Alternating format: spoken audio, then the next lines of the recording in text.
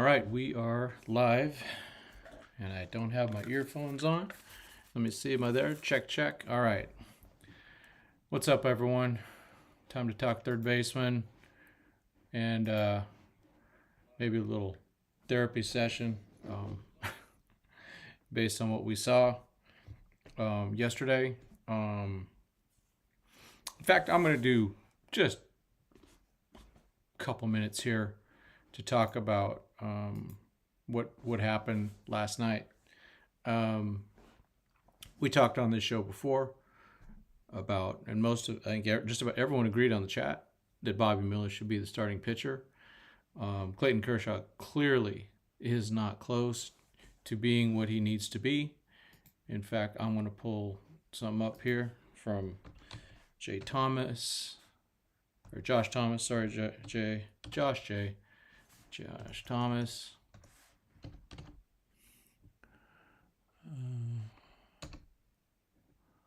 All right, and then I'm going to get that monitor over there. All right, let's see, let me get it so you can see it.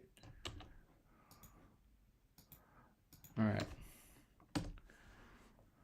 And where is that one? All right. Okay, again, kind of starting from scratch. Now I got Josh's post up. So, just about all of us agreed that Clayton Kershaw was probably not the right guy to start that game. It should have been Bobby Miller. Bobby Miller's clearly a guy that has really good stuff and is doing his thing. And I don't, I'm already, we're going to hear about Kershaw letting us down. I get it. But let's look at where he's at. Okay, here's his stuff plus. These are some of those advanced things. This dude isn't even close to where he needs to be. He was pitching against all boring and bad teams mostly in the end of the season. It was no test at all. All right, the test is when you go against teams like, the Braves or something like that, to get a real test. And I just don't remember Clayton passing any, being dominant against any real good teams. He got away with what's in his head, things like that. But when you're in the playoffs, it's different. And so I'm going to say this. If the Dodgers do not beat the Diamondbacks in this series, management heads need to roll. I don't know who that is. I don't know who it's about, but you cannot have this crap happening 2 years in a row. Now, I still think the Dodgers are going to come back and they're going to get this thing done. However, they have to get past this round.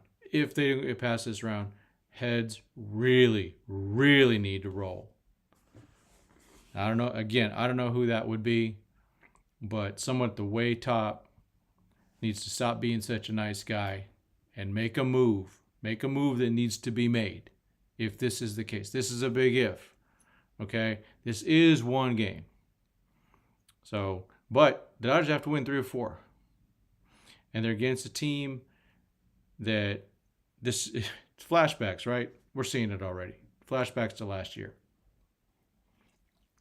A team comes in hot after a nice wild card win, and the Dodgers weren't ready for it. That Outman drop started everything. Could tell it unsettled Kershaw. Maybe it did, but that was 115 miles an hour off the bat. I'm just saying, DB. Kershaw was giving up rockets. He had nothing. Nothing. Diamondbacks were just swinging away. They were not letting anything go. They weren't letting them, dot the corners here and there. They were swinging at anything close. And when his stuff is compromised, like this means that you just go up and you start hacking because he doesn't have good stuff. So this was not Clayton Kershaw. Kershaw's going to answer the bell. I don't think he should pitch game 4. I'm going to be honest with you. If that's his stuff, he's going to get creamed in game 4. And we've talked about this. Dave Roberts and the management and their narratives. Trying to set a new narrative for Kersh. Terrible. Now the narrative is going to be, he's going to be fine. Maybe he is going to be good. right? Maybe he's going to do that. Hepatitis C later. Yeah, we'll see. Heads need to roll if this team doesn't win. And you may have something there. What we can't have, no one's bigger than the team. Yeah. No one's bigger than the team. It's about the W's.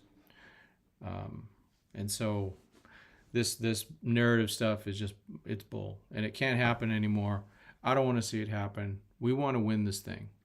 And I think Kershaw wants to win it too. If he's asked to go out, he's going to go pitch. Plain and simple. He's not 100%. He's clearly not 100%. Someday they're going to open up his shoulder. Could be this offseason, could be next offseason. They're going to find it's trash. He's got a lot of years on his arm. A lot of misuse. That misuse of when he was going on 3 days rest and all that stuff. When he's not trained for it, it all adds up. So, and he's always hurt. He's always, he is injury prone. He truly is injury prone. And that's that. So, again, if the Dodgers lose this thing, management heads have to roll. That's it.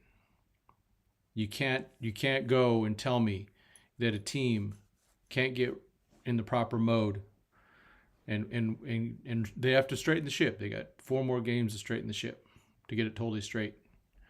If they can't do that and they can't win a series against these things, and this is the new reality, folks. These stupid wild card things are not going away.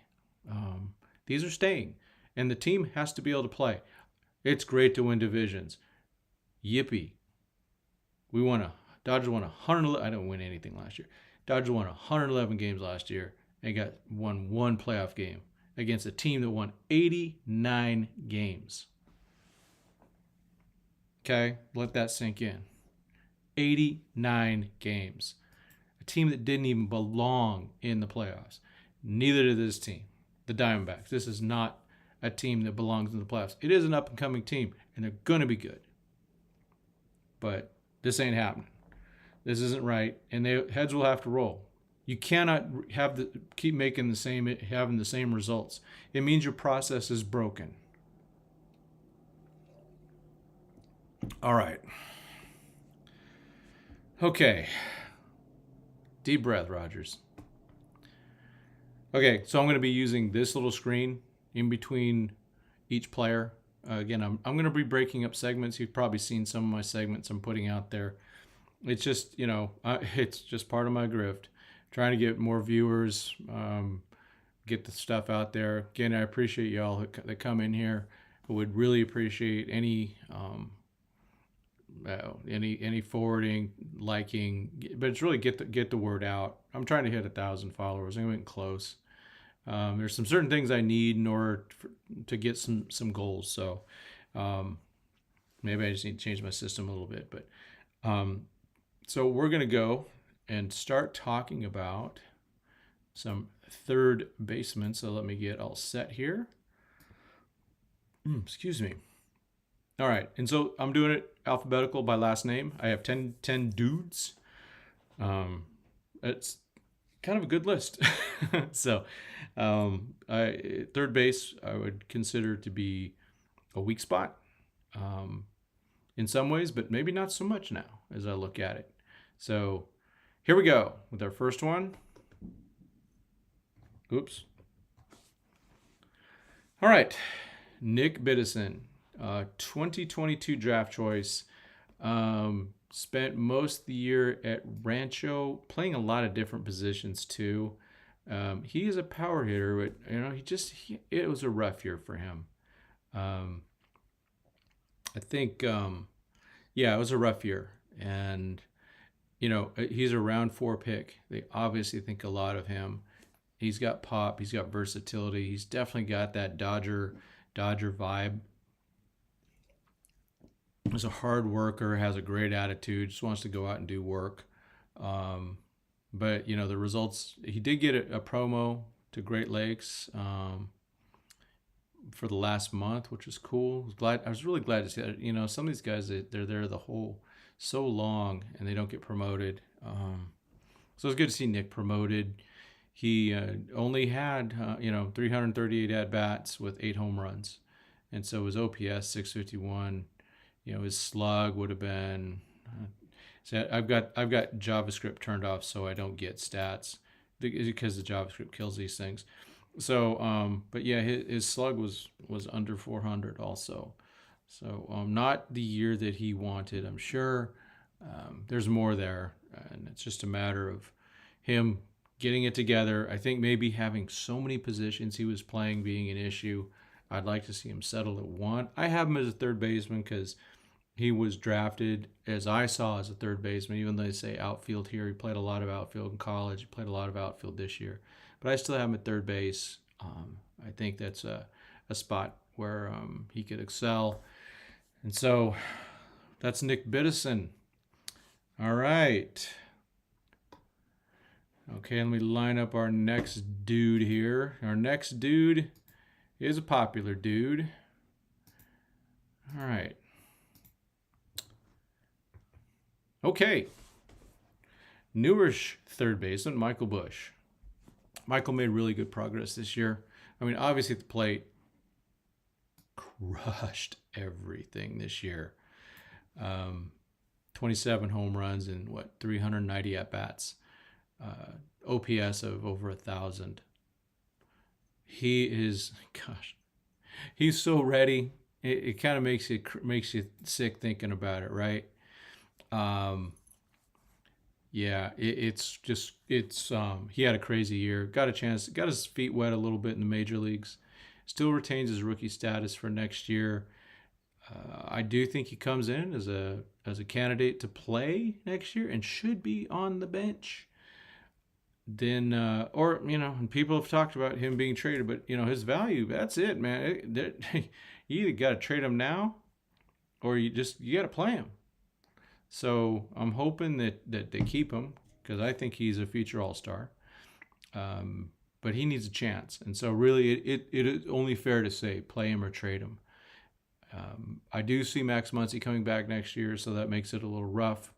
But we just don't know what will happen in the off season if there is if they have an early exit. Just don't be surprised what you may see this off season. But Michael Busch has clearly earned it. And I took a look at his fielding numbers earlier today, and there's improvement. During the season, he was rolling at about 900 fielding percentage, which is pretty bad. I think he got it up to about 920, so that means he had some more success, more comfort. He is athletic enough, definitely, to play third base, but I think another option for him is left field, and I think it's just criminal. He only played like 2 games in left field this whole freaking season when they need that versatility. They need the versatility so that he can get his bat in the lineup. I could see him being their left fielder next year if they just freaking play him. Maybe they're just going, well, we're just gonna do one position at a time. Fair enough. I'll buy. And I'm gonna buy that. I think I would buy that. I just sold myself on that. So I think he would be, letting him do this. And if they decide this offseason he is not a future third baseman, put him in left field or trade him. But don't go spend a bunch of big bucks on outfielders next year when you could probably put someone like Michael Busch in left. So yeah, this is, we're all big fans of Michael Busch, I think, on this channel. And play him or trade him. That's what I'm seeing with that guy. All right, let's take a quick look in the chat, see what's going on during the break here. Let's see. All right. Let's see. Still don't want Friedman gone. He is too much. I agree. I think Friedman is terribly valuable. Yeah, I think there is some nepotism there with the whole Kirsch thing, and that happens with stars. I mean, Kirsch has Barnes, Mookie's got JD, and Kirsch has, and Freddie's got Jay Hay. So we'll see. Jake Gelof next to Austin Riley. Haha, why not? We'll be talking about Jake real soon, obviously. I think you're talking about Busch in a Burns trade, maybe. Yep. Hey, Craig. And David Peralta really, blocked Busch. He did, and that was one of the things about that. But they weren't even going to play him in left anyway, so it was just kind of silly the way that they did that. And maybe the plan was to put him at third. I mean, we did see him, Baseball Gale from us and Prospects 1500 gave us the heads up on him working out in spring training there. So really cool to see. And maybe that's what they were going to do. I like getting Peralta. At the end of the day, I wasn't fired up when it happened, but I think he's been a net positive. In the chat, so Dodgers are down what, 6-0 or 9-0 or something like that. Peralta hits a double and he does his Freddie dance. What do y'all think of that? Just put your thumbs up or thumbs down on Peralta doing the Freddie chat down like 9-0. Or Freddie chat, the Freddie dance, down 9-0. Let me know what you think about that. Okay, let's. I'm going to gear up for our next prospect. And let's see. Okay. All right, give me a second here. All right, here we go. Luis Diaz. Mr. Stolen Base. He steals a lot of bases. Last year, he spent he was at Great Lakes most of the year, but then he got up to Tulsa at the end. Versatile, very fast. They have him as shortstop. He barely plays short, and he seemed to play enough third. Maybe it's third, maybe it's the outfield. He's a pretty dynamic guy. I think that, to play third, though, I think he does need to get more homers. I think it's a power position. So maybe he does. His best position might be all over the diamond. Very friendly dude. He was, in 2022, definitely the king of the peace sign. If you guys seen my photography work, I love catching the guys just, flashing a peace sign at us to, just for a little attention. So Luis, very fast. Last year at Rancho, he seemed to steal quite a bit too. Man, I thought last year he was in the 40s or 50s of stolen base. But even 25 this year is pretty good for for an organization that really doesn't steal that much. So that's Luis Diaz. Expect him to start in Double A again, but he's at 24, so he's coming up, and he's definitely eligible for the Rule 5. So you never know with him. He might be a guy that gets picked up. Okay. Do a quick chat check. Let's see. Yeah. Okay, let's see. This is a good one. For Michael Busch to play, Roberts and Freeman have to give him a shot. Yep, I don't think that is going to happen. And regretfully, I think you're right. A little embarrassing, made me laugh. Yeah, it's kind of the same. I felt the same way on that. I thought it was kind of weird. It's like, it's a mentality. It's just, how do you approach the game? Do you just keep going the same? I don't know. I thought it was a little goofy, but at the same time, it did make me laugh. That's for sure. So I got nothing against those guys doing it. Just, I wouldn't. But then again, no one's. I'm not hitting any doubles at Dodger Stadium anytime soon or anytime. Okay, let's line up our next guy. Kind of a disappointing season this year. Let's get him started though. Okay, Rayne Doncon, Donkey, as he's affectionately known. Oh, I need to put his chat. We had an interview with him in Spanish at near the beginning of the season. Very, very friendly guy. Lots of power. I saw him when he started playing third, and I just thought it was natural. I just thought he looked really good over there. As he gets older, he's thickening up, but he's not going Jock Peterson on us. he's a strong young man. He's only 20. He just turned 20. It still amazes me how young some of these guys are. And I'm a big believer in him. And he played a lot of shortstop, played a lot of second. He's even played some outfield before. I don't remember if he played much this year. But he's a guy that I'm a huge fan of. Like I said, there was some pop there. Needs to be a bit more third, but I think overall he has some things. I'm just the numbers numbers are not where he wants to be. I think at the end of the year he got hurt. So he had some nagging injuries at the end of the year. He should be at Great Lakes next year, and I expect to be honest, I expect a lot from him. I wrote him up early 2022 after seeing him in spring training. That was when he was like 18, thin kid, and he's getting stronger. Some of these guys they're getting their man strength. They're just turning 20.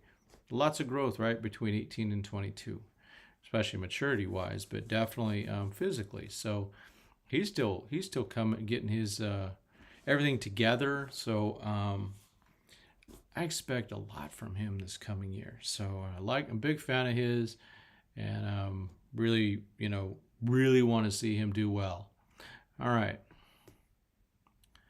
Let's check the chat real quick. So that's kind of let's see. Let's see what we got here. Let's see. Right. Mix a lot of pours. Yeah. So, yeah. Actually, the only thing Dave could have done was take Kershaw out earlier, but that came so fast. I mean, every ball they hit, every swing they took was just rifles. It was really sad to watch. Let's see. Yaseo Puig. Hey. YP. The wild horse, Logan Wagner is from the 2022 draft, but it's been less than, he's got like 11 this year, something like that. Any info on injuries? He was hurt, and we will get to him. If you notice, he is one of the guys on the cover. I'm going to pop that cover up real quick, if y'all can see it. So I got Michael Busch, Jake Gelof, Rayne Doncon, Kyle Nevin, Logan Wagner, and Nick Biddison. So I put 6 of them up there. Could have put less, could have put more, but that's who I put up there. Let's get to our next dude. Donkey gone. And here's the big one. All right, here we go. Jake Gelof. Let's see. Oh, I didn't hit my screen again. Okay, 3, 2, 1. All right, our next one's the big one here. Jake Gelof, our round 2 pick, 60th pick in the draft. I think he's a steal, an absolute steal. I know the numbers aren't overwhelming. I saw a bit of him. We also have an article about him. His brother's with the A's in the major leagues. And he went to Virginia. Like I said, 60th pick in the draft this last year. He's just a ball player. At third, he looks really good. I think that is his position. I don't want to see him anywhere else. He's just that's his spot. So I'm going to be honest. I think that if Michael Busch doesn't take this sucker over, the next guy in line, but in a couple years, will be Jake. I think he moves fast. Very, very impressed with him. Really liked what I saw. He started out hot. Now then his numbers kind of sat a little bit near the end. He had a few strikeouts, but he's a guy that I really, they put him right there in the third spot. That's where he's going to be, and I think next year. He'll be 22 in February. He might start at Rancho, but I'm leaning towards no. I'm leaning towards Great Lakes. So it was fun watching him at Rancho. The brief time he was there, but he's gonna go to Great Lakes. He's definitely It's, even though his numbers don't indicate it, he's definitely a man amongst boys out there. He's mature enough, solid. He's just got it in him to be a really good ball player, and we're gonna see it. We're gonna see it. Just enjoy it. The power. I saw some doubles out of him. Saw some good at bats. Again, a few strikeouts, but you know that that doesn't bother people. Well, doesn't bother the Dodgers, that's for sure. We could see,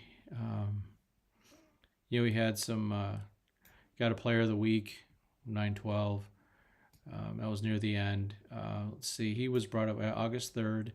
That was exciting. It's really fun to be at Rancho, and when because it's kind of a cool time because the new college players are coming in, but also guys are getting promoted. So that's a really cool thing. We still haven't seen any big cuts yet. That's good, but it's coming when they have to get down to 165. So put Jay Gelof by the end of the year. He'll be in the top 10 end of 2024, top 10 for the Dodgers, and start making in the top 100. I'm kind of booking that one right now. So we're definitely, I'm on the Jay Gelof Express. The only real question is, are you? I'm going to check the chat really quick to see if there's anything about it. Nope. So that's Jake Gelof, and just be ready. And man, watch them when you can. I know Great Lakes next year will, they televise. Just FYI, the Quakes were looking at that, but it hadn't happened. But keep your eye on him. All right, we got in the chat. Kirsch blew it so hard, he's making me defend Roberts. For me, the manager's always a scapegoat. I hate putting on the players, but let's be honest, it's mostly on the players. Doc has his moments, but the only thing they could have done different was start frickin' Bobby Miller. That's what you do. Absolute disaster. Okay. So new topic. Let's get our next victim up. Let's get off. All right. This is a new one coming up for you. All right. This is not the pitcher the Dodgers lost to the Pirates. It's a third baseman. They have him as a shortstop, but he played more third base this year than anything. Another Jose Hernandez. He was way down in the Dominican Summer League. I saw his numbers. I saw the 938 OPS. I said, I must include him. Let's at least get him on the radar, right, folks? So, a Venezuelan, Jose Daniel Hernandez. I just want to get him on the radar. Not much. I haven't seen him play, so we're not going to talk too much about it, but a 290 batting average, a 404 on base percentage, and a 938 OPS. Bring it. So we will see him next year. He's a little older. When did they sign him? Oh, they signed 2019, so he's been around. Interesting. His career stats, he made a big improvement this year. You can see it. So maybe ACL, Arizona Cactus League next year will be the case. Will be the place for Mr. Hernandez, and maybe a little chance to see him at Rancho because he is older and they need to move him. This is one of those things. You got to move him up or move him on. So age 20, and he turns 21 in April. So yeah, move him up or move him on. Let's see our next dude. What do we got? Yeah, so Sean is, thanks for showing up here, Sean. This is correct. Kirsch doesn't have the velo for October right now. Playoffs are a different game. Absolutely. Yeah, he's not playing the Rockies. He's not pitching against the Rockies. He's not pitching against the A's. He's pitching against a hungry, talented team. Right? So, all right, let's start gearing up for our next player. Oh boy. Wait, did I get that in there? Wait a second. Hold on. Did I blow something here? I might have with the Jose Hernandez. Oh well, sorry about that, folks. Am I getting okay? Did Jose Hernandez's thing come up? Was his items inside there? Yeah, the SCL 20 is H for the DSL. So you guys see the page of Jose Hernandez? I might have been in the wrong window, so sorry about that. All right, let's go. All right, folks. Kody Hoese, the guy. At least we thought he was going to be the new Ginger at third base, and it hasn't happened. He's been hurt so much, and even he's still at Double A. So he only was injured, quote, once this last year, so that's better. And he actually got some time at second. And he hit, so 344 at bats. He had 11 homers. That's not too bad. That's almost doubled his career because he's been hurt so much. But the batting average is still not there. On base, no, it's just he's still not there, and he's 26. He's been eligible for the Rule 5. No one's gonna take him yet, but hopefully he's blessed with just one more real chance. One more chance. Just give that. I just want to see him get one real chance. Nice, healthy age. Physically, right? 6'4", 200 pounds. Big kid, plays third base. Dang. This is the guy that should be our starting third baseman this year, but it just didn't happen. That's that was the pick. He was drafted ahead of Michael Busch. So, like they say, let that sink in. Where's Elon in his sink? What can you say? He's been playing baseball in this organization since 2019, and he barely has over 1,000 at-bats. So, just hasn't had that blessed with health, and so we'll see what happens with him. They might as well just put him up to AAA, get him close, see if he's there. If not, you definitely need to, move him up or move him on. Right now, it's almost like he's depth, and I hate that. I hate that for the guy. He's quiet. I've seen him, but I've never really met him. He's just quiet. So hopefully, we see something out of him this year. See him just get a real shot and just stay healthy and try and be able to fulfill his potential. Because, dang, Tulane. I think that's where Andrew Friedman went. That's where Andrew Friedman went to college, is Tulane. So, yeah, didn't happen there. Okay. Let's open the chat.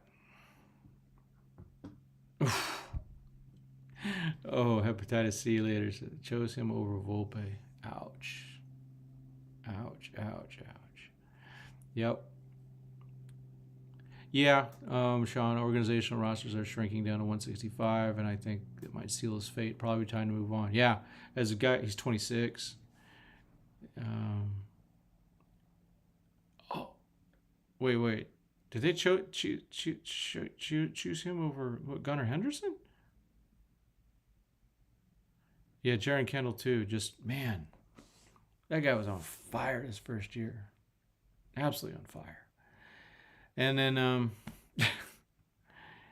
yeah, he just retired too. Jaron just retired, so I got, Kody's got to make some decisions out in that way too. I just hope for the best. Jaron's a really good guy, really friendly, and always a gentleman. So always the best for Jaron. And I'm sure Kody's a good guy too. He's just quiet.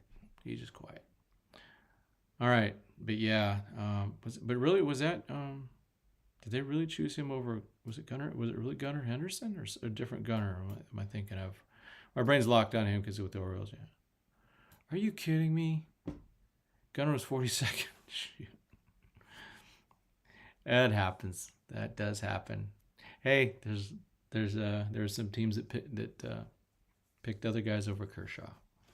So we'll take that. Those happen. Let's see here. Is Busch at third base? Yes. He's getting better and better. Maury Wills did make it at 20. I thought he's even older than that. But yeah, Maury Wills did make it. I try to keep an optimistic attitude, so maybe Kody Hoese can have a shot there. All right, let's get ready to move to our next dude. We're actually kind of getting down there. Okay, another one. It's gonna get y'all thinking a little bit here. Same draft. Okay, let me do there you go. Brandon Lewis from UC Irvine. Round 4. Local boy. And he hit 199. They moved him kind of quick in 2021. He is older, but oh man, has he slowed down. He's really spent the last couple years with Tulsa, and they haven't moved him up. So another guy, same draft as Kody Hoese and Michael Busch. Just dang, a lot of power. But even look at this year, man, 337 at bats, only 7 dongs. His career 74 home runs in, that if you split that's like split over 3 seasons, it's like 25 a year. So he's something needs to turn on with him, or maybe who knows? Maybe he's glasses. Who knows? Like I like to say, baseball's hard, and each guy, they have a level, right? So both Hoese and Lewis need to they got to break through that ceiling that's there. Man, he had a real good dude. Plays a lot of first, but I put him at third because I think that first. Most of the guys that are just first basemen alone are going to be lefties, and the Dodgers, the rest of them are going to try to move them around. So yeah, that's Brandon Lewis. Good luck, Brandon. Get it going, man. I hope he gets it going. All right, how's our chat? Is it chat? Yeah. Who's bait for a reliever? Busch? They're not going to trade Busch for a reliever. Lewis or Hoese maybe, but they're not. Yeah, Dodgers don't value relievers. It's kind of obvious that the way they treat him. I think they should treat him better. I think we should still have Chris Martin.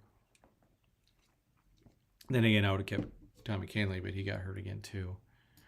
All right, let's go to the next one. And let me clean up here. I have to clean these pages because just the MILB sites are absolutely awful in terms of the way it chunks on your system. 1, 2. Wait, did I do 11? 1, 2, 3, 4, 5, 6, 7, 8, 9. Oh, I did 12, not 10. I'll change my description. Okay, let's go to our next one. Definitely pull one out of my what. If it ever comes up.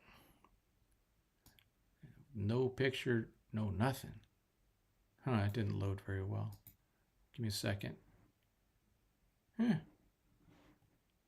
right. Here we go. Okay, for some reason, this web page doesn't have his name and number. It's Elias Medina. I think he was from the DSL, but I'm not positive now because I was counting on that information. But I put him up for obvious reasons. He had a nice year. 150 at-bats, 7 dongs. Is that 40 RBIs I see? With a 313 batting average, 381 on base percentage, and 934 OPS. Playing with these bifocals here a little bit. Every time I go up like that, then I lose the mic, so I don't want to be doing that. Just a guy, just to be aware. So we don't even, I don't even have his information to see how old he is. So we'll just move on from there but again, these are just people that I went and did all the numbers. I didn't pick everyone from the DSL, but anyone who had significant at bats with some significant numbers, I pulled up, and you'll see that when we do short stops. Maybe that's next week. We'll see. All right, let's get ready for our next one. That was really quick and dirty.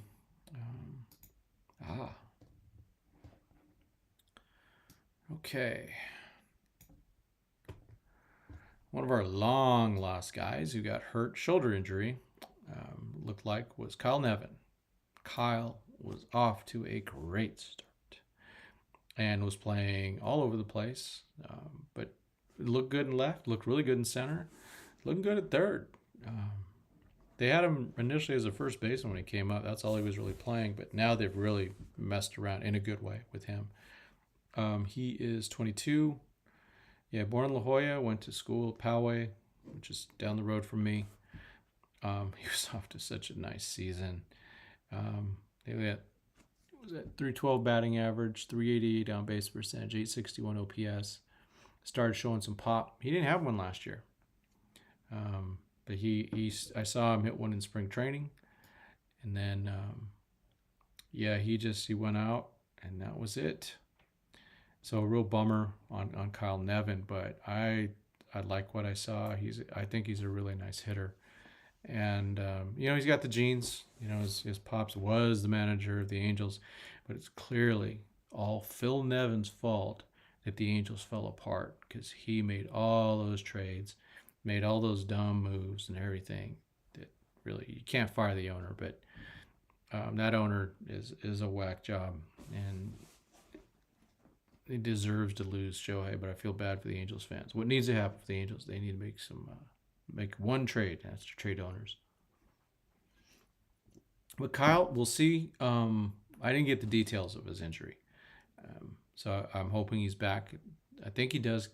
From what I remember, he'll be ready for the beginning of the season. Let's hope so. I think he's going to be a good one. I mean, he was around 11. He was also one of those guys that probably could have gone back to college. He went to Baylor. Out in Texas. Kyle Nevin, I like the kid too. So, we had some mutuals, and good guy. And I think there's also, if you look at him, I don't believe the 6'4", 200. I believe he weighs a lot less than that, but he's getting stronger. You can see it. Again, some of these guys are still developing in their physically. And so Kyle's getting his man strength is coming. I mean, his dad had some pop, and his dad wasn't thin. He wasn't fat either, but he wasn't a thin guy. So we shall see about Mr. Nevin. Okay, the chat. Is it chat? Oh, Lewis. Okay. Yeah, I'm not sure how much they give for Lewis right now. I mean, there's power. There's power there, and with power, there's value. So yeah, maybe just someone go in the system might end up being good. You never know the way the Dodgers develop relievers, right? You get someone with a good arm with a high ERA, maybe the Dodgers can fix him. We've seen that. Let's see. Get my act together. Clicking on the wrong one again. Here we go. At least I got a name this time. All right, here we go. I'm going to try this. Raynier, Ramirez, DSL. He stood out. He's 18 and really, he turns 19 in December. When do we sign him? He's brand new. They got him this year. That's right. Okay, cool. So brand new. So that's a long ways before Rule 5. He'll be probably at ACL next year, and a nice year. The 265 batting average, 6 home runs and 117 at bats, right? All day. On base percentage 403, OPS 916. There's a guy right there. Again, just look at his middle name, Odalis. Remember the Odalis Perez, Dodger lefty, early 2000s. Dallas Perez.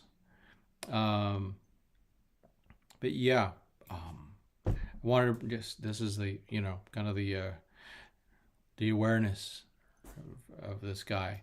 I like to get just guys out there, and we'll keep track of some of these guys. We'll be seeing them, and they make the highlights. We'll go, oh yeah, we were talking about him. So we'll see. That's our Raynier. I know I'm wrong. Raynier, something like that. So that's our guy right there, and we'll see what happens with him. Kind of excited to watch him, but ACL next year, hopefully. Actually, I'm gonna go DSL one more time. That's the way they're gonna roll with him because he's just a brand new one. So they're working with him. All right, new topic. Next. 11th rounders are usually really interesting picks, right? Yeah, because they're going, well, we can give you some extra money possibly, and we know that you have an option of going back to school. So it was one of those things, and like a guy like Nevin too, he comes from, let's be honest, his dad's got money, his family's got money. So it's no urgency probably there, but if you're drafted by the Dodgers and they give you a decent enough bonus, I mean, you got to go, right? You got to go. They're going to develop you better. Because you might get unlucky and get drafted by some team that's just going to treat you like trash and not develop you correctly. All right. Okay. Oops, come on. Here we go. Last but not least, Logan Wagner, the mysterious Logan Wagner, who has had a total of 61 at-bats since being drafted. They're babying him, that's for sure, but he was hurt. Let's see, he was placed on right out of the chute for the season, right on the disabled list or injured list, whatever. Activated for the last few games, played very little. Switch hitter. They drafted him as shortstop. He's not a shortstop. He has played a little second, but you look at him, he's a third baseman. Just it's there. And he's young. He's still 19, turns 20 in March. So he would be going into his sophomore year this year. He's a baby. So I'm fingers crossed. I don't know what the injury was. Tried to find out. I don't reach out to the players. I just try to, I listen. It's kind of, I don't want them to. So the players in general. Well, here's the situation. One time I asked a player, and one of the trainers was around. I asked him, "Hey, what's up? Why are you out?" And the player started talking to me, and the trainer shut him down. I don't want to put the players in that situation. So I didn't want to put Logan in that situation. He's a really good kid. Hardcore Crizzo. I don't want him to feel like he's got to deceive me. So I don't want to put players like in that place. So, and him and I do share the same faith. So, but yeah, I don't want to. I know how it is. I don't want to put him in a spot, and I don't put it. So I'm not going to put any player in a spot, but definitely some young guy who just hear some old guy asking him questions. He's gonna. A lot of these guys that will respect me just because of my age. Okay, I appreciate that, and that's kind of a good thing. Because the old respect your elders, I'm into it. Yeah, Logan Wagner, 6th round pick. Sorry, but he was also they really worked hard. They gave him a nice bonus. I remember that. I don't remember the number, but they really wanted him. They didn't expect to get him, so he was a big pick, and a big get. So we'll see him hopefully in spring training. I saw him in spring training a lot. And then he just vanished. So I don't know what happened. I mean, I was there kind of early. I was there last weekend of February into early March. So I'd like to go a little bit later this year, but I got to figure it out because remember the Dodgers are going to Korea. Remember that? To play your Padres. Um, so Logan Wagner, man, I'm a big believer. So yeah. So that's 12 third basemen. I'll put up a poll, but I have a feeling we'll stick with infielders for at least one more, and then we'll start mixing in the outfielders.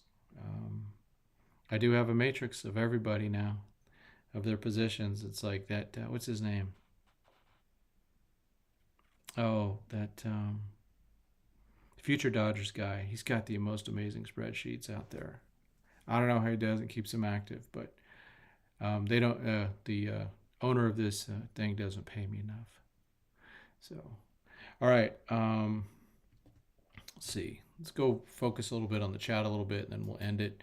It is a work day tomorrow. Let's see.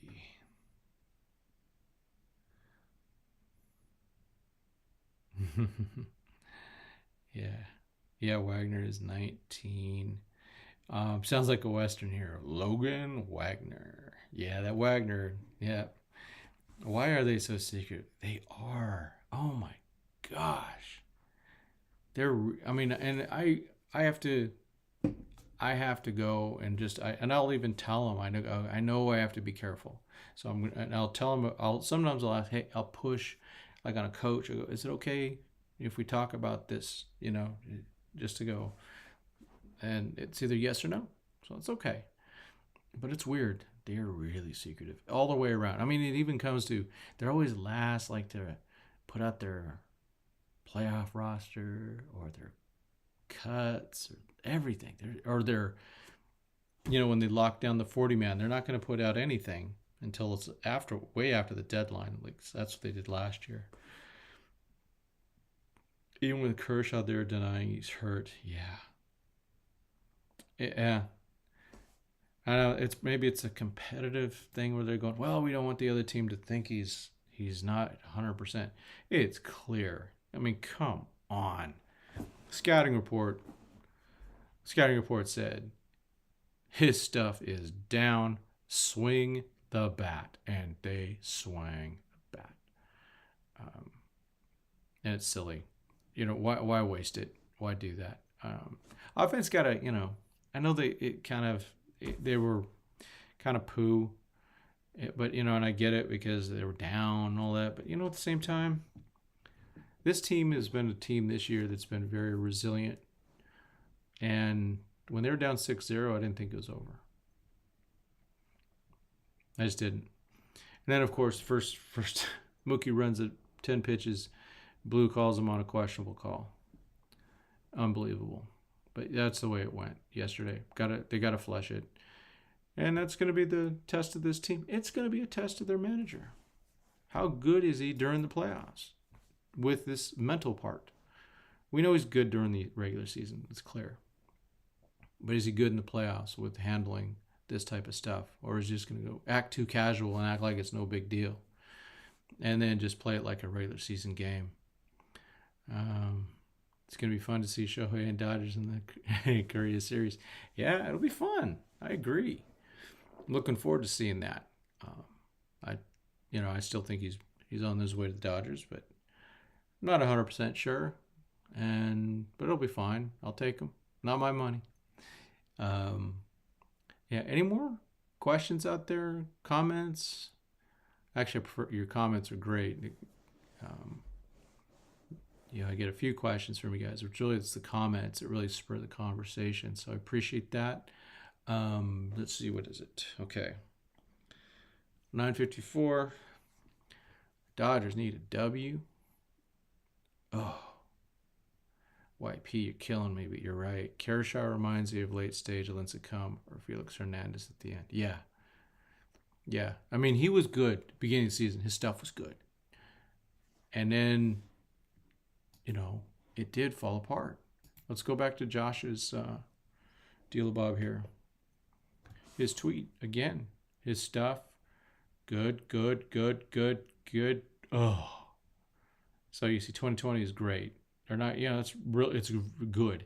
And it's, for a guy with his pitching brain. And then 114, 106, and then 108. So still good enough. But 83 ain't doing it. I'm assuming 100 is average.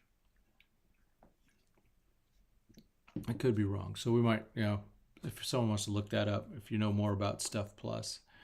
Josh is really good at knowing. He's good at all those advanced metrics, man. He's a stud. And he's with Dodgers Digest. Definitely a friend, kind of a friend of the show. I mean, we've never met. We chat a lot, or he's chat a lot. And then, I've covered his breakdown of the prospects at the beginning of the season. So I might do that again sometime of his stuff. But he does good work. Let's see. I don't know. Are you okay with Mookie being buddy with Arizona players and stuff? He needs to treat us like war. Yeah, I was thinking about that because he's got his other grift, right? He's got his grift with the Bleacher Report thing. It's good. He does a great job, but he's had some of those guys on the show. I'm not a fan of that buddy stuff. I see that. I saw that with other players too. It wasn't just Mookie. It's just a different times have changed. I don't. There's a competitiveness there that I don't know. Well, I'm not going to question Mookie's competitiveness. I just want to see him get some hits. He needs to hit the ball, and it needs to start tomorrow. They need to put up some numbers against Zach Gallen. I expect Bobby Miller to be better than Clayton Kershaw. I think all of us were surprised that Ryan Yarbrough did not make that roster. Boy, did he need to be on that roster. Right? Now they've lost. They were. I know they don't play for issues. They don't. They just go, well, we're just going to assume Kirsch is going 5. And we're going to assume Miller's going to go 6. And we're going to assume Lynn's going to go 4 or 5 and Pepio's going to go the rest or whatever. They just assume that. And so they go, oh, we don't need Ryan Yarbrough. You needed Ryan Yarbrough. Got to be, because the only way you can get him on the roster is someone gets hurt.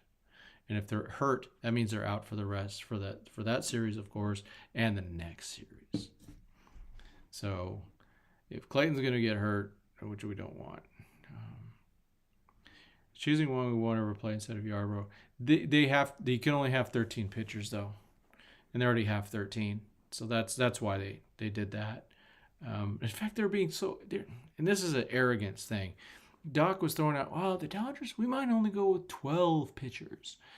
Don't even say that stuff. You're just insulting the other team.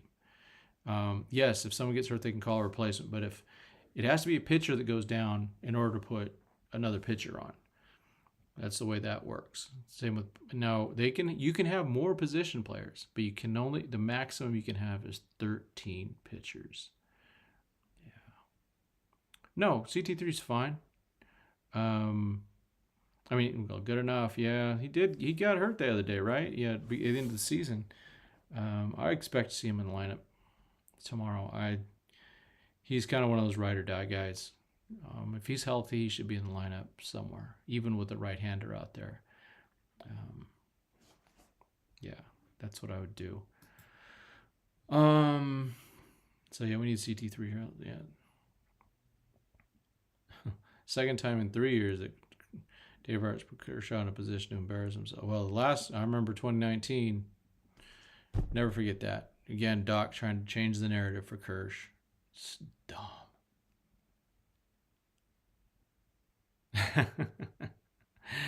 Hepatitis C later, they will probably tell Ferguson to do an epic acting job to sneak in Yarbrough.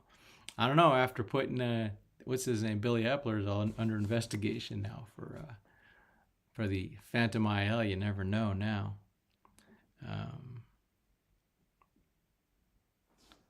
Yeah, and Dave and Friedman probably agreed to put Kirsch, even though they see firsthand he is not right. And I just I don't get it. That's why heads have to roll if this doesn't work out. I don't know who. I don't know who has the final say.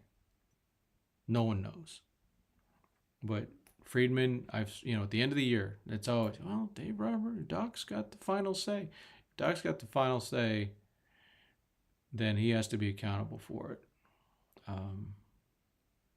Doc's a good manager. I like him. I disagree with some of his decisions, but exactly 2019 NLDS Game 5. You had Adam Kolarek ready. Yeah.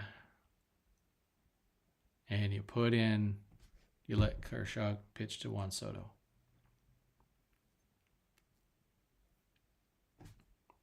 Done. Ball game. Juan Soto could not hit Adam Kolarek to save his life. And they didn't have that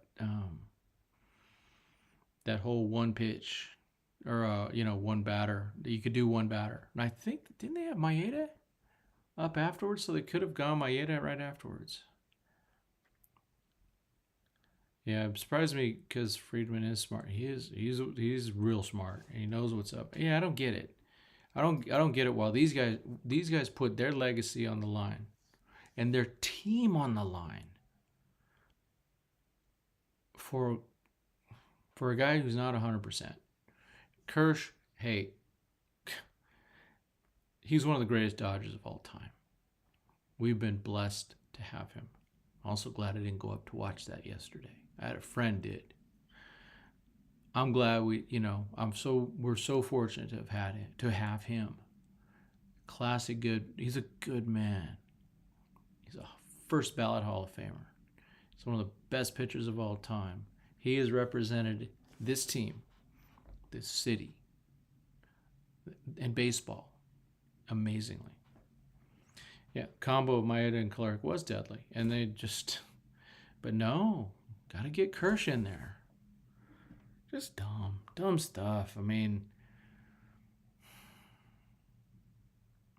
I'll never understand it.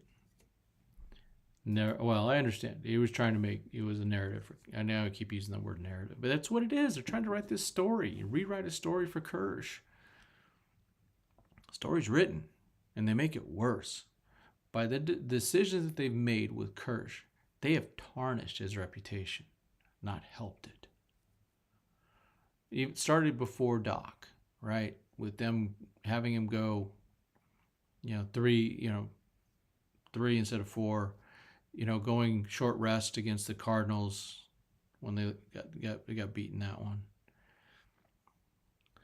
Could have been a case of not wanting to disrespect Kersh by choosing a rookie over him in Game 1. I'll be honest, I don't give a crap. Winning is it.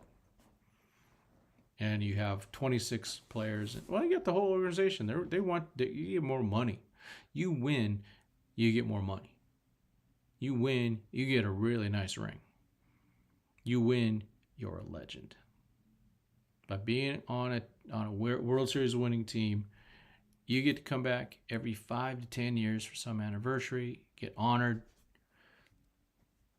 get taken care of. I don't care. I really don't. I'm just like, I'm done with all that stuff, and they keep doing it though. They just keep trying to change what Kersh is, and they're not disrespecting Kersh, but I definitely see your point, and I think they're playing that game. For me, I don't care. Play baseball, win some baseball games. Yeah. Let's see. Yep, I think we all wanted Miller Game 1. We did. I don't think there's anyone in this chat that didn't want Miller and that didn't want Yarbrough on the team. So I don't like being right at the expense of the Dodgers being wrong. I think we're all the same way. I wanted Kersh to do well. When it was announced, like, well, that's what it is. And we roll with it. But it doesn't mean we can't later go, why'd you do this? This is a very questionable call. So, and it's going to be to put Kersh in a game 4 where it could be an elimination game is criminal. I'd rather do a bullpen game or just go, well, Kersh, we're going to figure something out, but we're watching you and we're going to have someone backing you up right away. You cannot just go, we're going to get 5 innings out of Kersh. And we may get 5 innings out of Kersh. That's the thing. But in Arizona, it's been a little more risky out there. Boy, they just teed off on him. He's going to have to get the ball out of the zone a little bit, fool him a bit more. I don't know how he does it. He's just so compromised, and they were locked in. Yep. It's not. You also want a Miller for game 1. That's not hindsight. We said it. We all said it. We all wanted Miller. So that's not our hindsight. We wanted him. We were on record, and they decided to do something different. And we talked about that before. About that's one of the biggest worries with Doc is his falling in love with his players and wanting to enhance them at the expense of the team. So, but hey, we want Kersh to do well. Hopefully, Big Bobby shows what Big Bobby can do. I think he might be one of the best pitchers in baseball pretty soon. So hopefully it starts tomorrow. He had a really good year. We have a really good article from old friend Jack Pryor. Jack Pryor wrote a really nice article about the rookies in the rotation. So please take a look at that. Yeah, the huge pressure on Bobby now. Huge pressure. He would have had a lot of pressure on him yesterday. We saw Outman. God, props to Outman for being honest about pressure on him and feeling it with that first play. Of course, he should have caught that ball, and they should have given him an error. But instead, it would have been 10-2 instead of 11-2 because they were just roping it off Kersh. That's just the way it was. So hopefully that now they got it out of their system. Sheehan got to get some out of his system. Grove got to get some out of his system. All right, it's just a ball game for them. Just go hard, go home. All right. Well, folks, Monday is coming, and let's end this. I really appreciate y'all. If you could leave just a little message at the end for your prediction for tomorrow. I don't blame him, but it was a rock. It wasn't easy, but he should have had it. I mean, he would say it, but he almost got it with his bare hand. But leave your prediction for tomorrow. Leave your thoughts about what happens. How do the Dodgers? Do they get their way out of this? Do they prevail? And how do they do it? I'm going to say it's going to come down to Game 5. The Dodgers are going to have to win Game 5, and they're going to win Game 5. And if there's a Game 5, I'm going. I don't want to miss that. So, all right, folks. Thank you for everything. Again, put anything you got, anything in there. Please share. I really appreciate that. He does remind Josh Beckett. Good call. Yasiel Puig is good at the chat. Appreciate you all, chat. We will. Not sure when we'll be back next. We'll probably I'll be chopping this one up a little bit, throwing some stuff out. If you could promote it, would really appreciate it. And then we'll something comes up, we'll definitely be talking about it. If they go down, might have to have a rant. We can all just yell at each other or yell with each other. We'll see. But obviously it's a must-win tomorrow. We're pretty close, as much to it as possible. Don't want to go back to Arizona down 2-0. 1-1's bad enough. All right, thanks everyone. I'm ending it now.